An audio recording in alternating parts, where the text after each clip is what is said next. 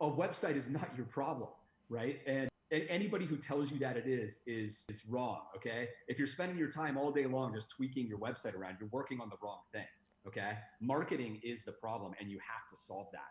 And so that's the most important thing. Now, once you have solved the marketing problem and you have enough traffic coming in, then having all of the bells and whistles and the important features of an art selling website become very important, okay? Because you're dealing with percentages here. What does a proper art gallery website get you, like an art storefront's website, right? We've got all the bells and whistles and features and functionality, and there's a reason why we have those. It's because of conversion rate, okay? A conversion rate, or the number of people who buy divided by the number of people who come to your site, okay? It's a percentage. That's called a conversion rate.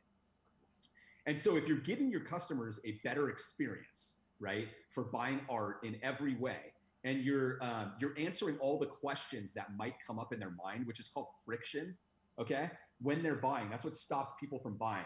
You might think about yourself and the behavior you have when you're buying products online. Like, have you ever gone to a website and you sort of like add something to your cart, but there's something lingering there, or maybe you don't add it to your cart yet, and there's a lingering question that you can't get resolved. Like, if it's clothing, it might be like, is this going to fit me? Is this exactly the right color of tan that I'm looking for, or whatever it is? Well, with art, art happens to be a very high friction product. It's one of the highest friction out there, okay?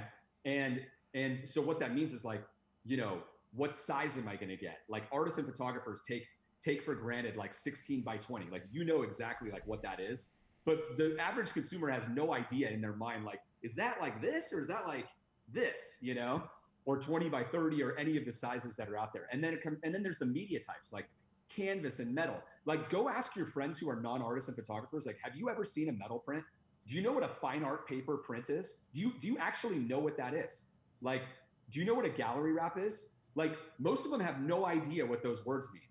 Like, oh, it's like, when you'll find yourself explaining, like, oh, you know, when you go to like a restaurant or like Starbucks and they have like those prints on the wall, and it looks like they're like almost like a box rectangle type of thing. Oh yeah, I've seen those before. That's a gallery wrap, right? And so all of these different things, whether it's going to be framed or unframed, people completely miss the point on a framing tool.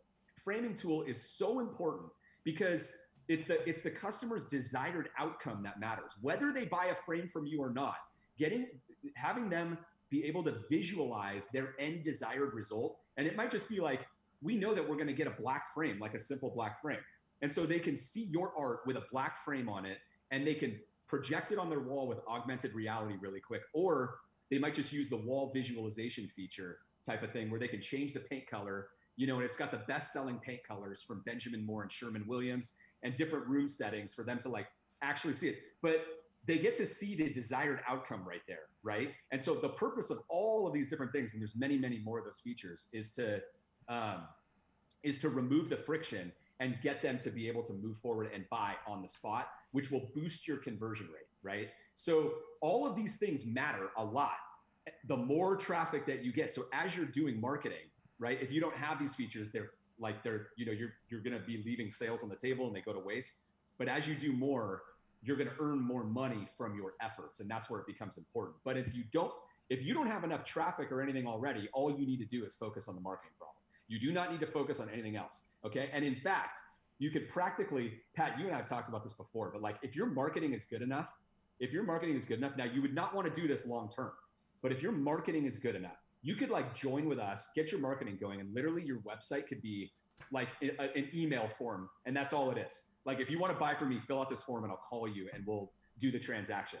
People will be banging down your door to get the art if it's good enough, and they will fill out that form. You don't even need a checkout practically. Now it will become a disaster for you, okay?